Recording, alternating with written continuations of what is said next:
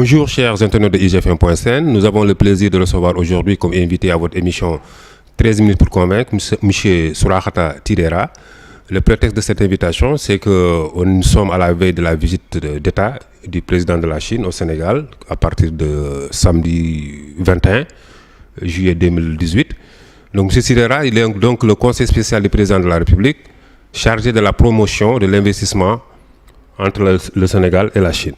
Bonjour M. Tidera. Oui, bonjour. M. Tidera, rapidement, pour ceux qui ne vous connaissent pas, est-ce que vous pouvez rapidement revenir un peu sur votre parcours? Oui, merci de m'avoir donné l'occasion de pouvoir s'adresser aux internautes. Donc c'est juste pour dire que M. Tidera, c'est un jeune Sénégalais comme tous les autres Sénégalais qui ont eu à faire leur parcours.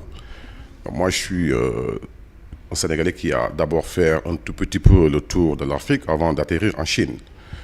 Donc la Chine a été une très belle découverte pour moi parce que quand je suis arrivé en Chine, je me suis rapidement adapté. Et donc il m'a fallu vraiment comprendre le système de fonctionnement chinois. Donc comprendre réellement les enjeux de ce beau pays qui pouvait nous offrir aujourd'hui ce qu'on s'attendait vraiment ou bien ce qu'on recherchait un peu à l'extérieur. Donc je dirais que l'aventure, c'est un tout petit peu, ça fait partie aussi de la culture sénégalaise. Ici, on croit fort bien qu'un jeune, à un certain âge, il faut aussi découvrir pour peut-être se faire une vie meilleure. Donc, la rencontre que j'ai eu à faire avec la Chine, ça a été pour moi vraiment que de beaux souvenirs, parce que j'ai eu à m'intégrer très facilement et aussi à m'adapter facilement et à être très accepté dans ce pays, très accepté. Donc, je peux dire que au jour d'aujourd'hui, j'ai une entreprise que j'ai mise en place qui emploie une quarantaine d'employés chinoises et aussi quelques Sénégalais qui y travaillent. Et donc, on a un très fort volume d'exportation sur différents pays africains. Donc, voilà un petit peu ce qu'on peut dire de ce qu'on est en train de faire en Chine. Voilà. Qu'en est-il un peu de l'état des lieux dans l'investissement entre le Sénégal et la Chine dont vous avez la charge de la promotion? Oui, vous savez, sur ce qui va de les relations ou bien la coopération sino-sénégalaise, c'est à saluer. Vous savez, aujourd'hui, dans le domaine des infrastructures, ça, c'est quelque chose à ne plus démontrer. Vous avez l'autoroute Ila Touba qui est là. Dans le domaine de la santé, il y a pas mal de médecins chinois qui viennent ici pour nous accompagner dans le domaine de la santé. Nous avons aussi la coopération sur l'éducation. Nous avons des étudiants que l'État chinois offre des bourses annuelles. Donc, on a beaucoup d'étudiants qui partent en Chine pour poursuivre les études. Donc, on peut en résumé dire que la coopération sino-sénégalaise, elle est très bonne, elle est très solide. Donc là, aujourd'hui, on peut aujourd'hui comprendre à travers la visite du président chinois que le leadership de son Excellence, Monsieur le Président Macky Sall, n'est plus à démontrer. Parce qu'aujourd'hui, choisir le Sénégal comme étant sa première destination en Afrique de l'Ouest, ça c'est vraiment, je crois que ça suffit largement pour quand même démontrer quand même que le président Macky Sall est un leader qui est incontestable dans comment on appelle ça encore, dans l'Afrique de l'Ouest. Voilà, donc personnellement, nous, on est en plus en charge de la promotion du secteur privé. Qui, moi j'ai été, je suis un homme qui a eu un parcours avec une très forte médiatisation au niveau de la Chine, ce qui, à un moment donné, je me posais la question à savoir ce que ça pouvait servir. Donc avant que je ne rencontre le président de la République, j'œuvrais d'abord moi-même sur la promotion de la destination sénégalaise parce qu'une très forte médiatisation et un respect que les Chinois m'ont donné et l'écoute qu'ils portent sur mes discours. Donc je me posais la question à savoir à quoi ça pouvait servir, si ça ne se limitait qu'à moi. Donc je me suis lancé dans la promotion de la destination sénégalaise pour plusieurs raisons. Parce que je crois que aujourd'hui, pour le développement, surtout du secteur privé de notre pays, nous avons besoin de l'expertise de ces Chinois. Et ces Chinois aussi sont à la quête d'une vie meilleure souvent, ou bien ils sont à la quête quand même d'une découverte de l'Afrique. Donc moi, je luttais aussi à ce que le Sénégal puisse aussi avoir sa part de cette sortie qui est aussi très conseillé par le gouvernement chinois, aux investisseurs chinois. Donc voilà ce que le président m'a plus accompli à un moment donné. Et d'ailleurs, je vais en profiter pour saluer comment dirais-je, la nomination que le président a eu à faire sur ma personne. Ça démontre encore une fois que son Excellence croit à son peuple, croit aussi à toute personne qui veut vraiment œuvrer pour le développement de son pays. Donc il mise sur tout le monde. Donc je vais aussi en profiter pour lancer un appel à tous les Sénégalais de la diaspora pour leur dire que chacun de nous peut aussi apporter sa contribution sur le développement de notre pays. Voilà. Aujourd'hui, le Sénégal, à quoi peut s'attendre le Sénégal de cette visite, les retombées? Beaucoup de choses. Connaissant la Chine, après 15 ans en Chine, je crois que, vous savez, dans la culture chinoise, les autorités sont très, très, très respectées. Et la parole des autorités ou les sorties des autorités sont suivies. Et ils ne se poseront plus la question à savoir si réellement le Sénégal peut être la destination qu'ils doivent prendre.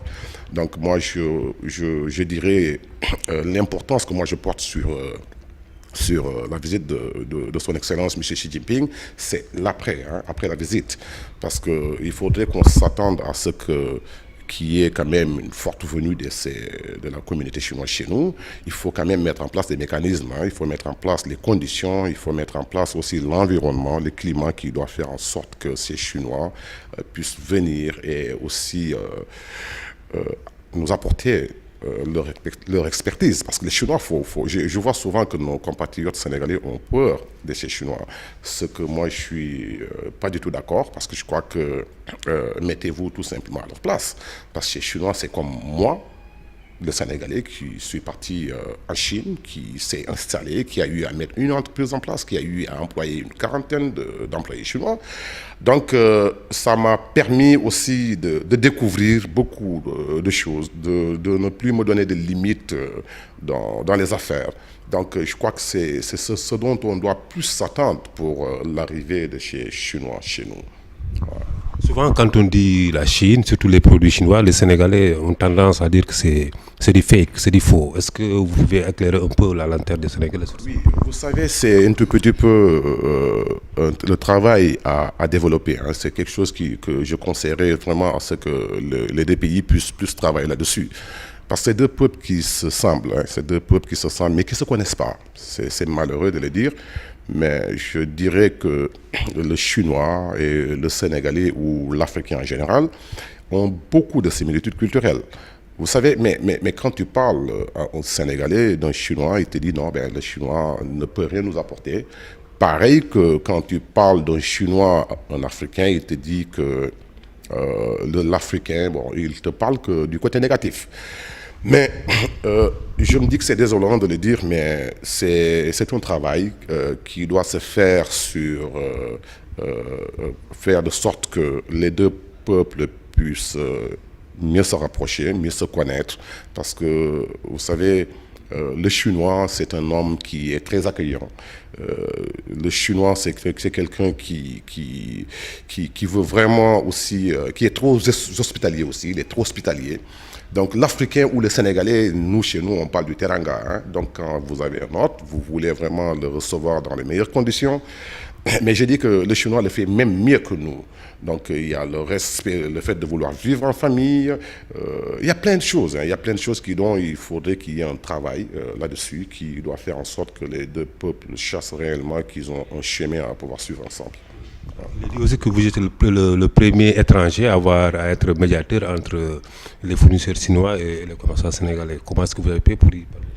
Oui, ça a été vraiment un très grand honneur pour moi, parce que après quelques années dans l'entrepreneuriat en Chine, il fut un moment où la municipalité de la ville où je travaille a eu l'idée de mettre en place cette branche de médiation pour tout ce qui... Et c'est une idée aussi à saluer, je dois le dire, parce qu'à un moment donné, ils se sont dit qu'il fallait vraiment mettre les étrangers dans de meilleures conditions.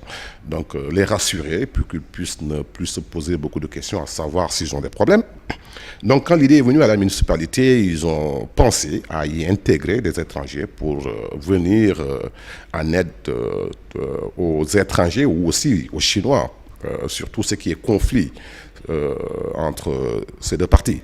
Donc, à ma grande surprise, j'étais pratiquement le premier Africain, ou bien même le premier étranger à intégrer ce service. Donc ça, c'est surtout, j'en étais fier pour plusieurs raisons. La première, c'était que c'était une façon pour moi de contribuer aussi pour le développement de cette ville. Et l'autre côté, c'est aussi pouvoir venir en aide tout ce qui est étranger dans des difficultés. Et la troisième chose, c'est que j'étais très fier de voir le drapeau national de mon pays accroché dans ce service, pour une simple raison que j'étais sénégalais, que je devais avoir une visibilité ou une représentation de mon pays dans ce service.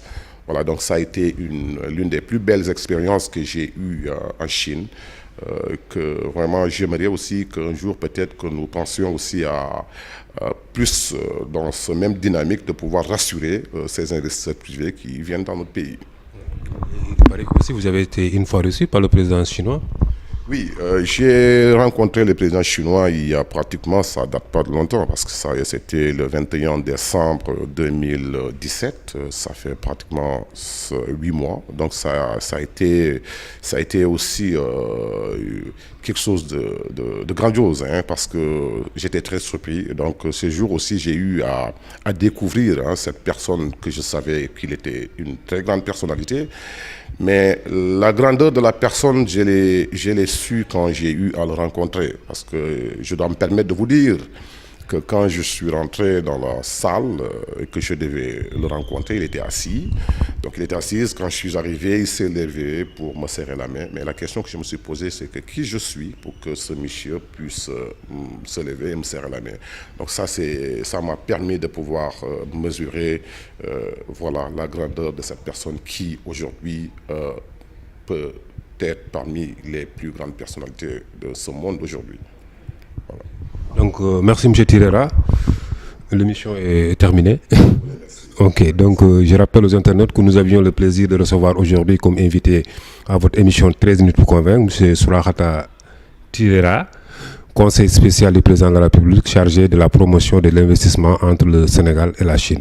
Donc le prétexte de cette invitation, c'est la venue au Sénégal du président chinois à partir de samedi 21 juillet jusqu'au 22 juillet. Nous lui souhaitons la bienvenue. Et en chinois, je vais me permettre aussi de lui souhaiter la bienvenue. Je vais lui dire Huan Yin Ni Tao Sénégal. Huan Yin Ni Tao Sénégal. Voilà.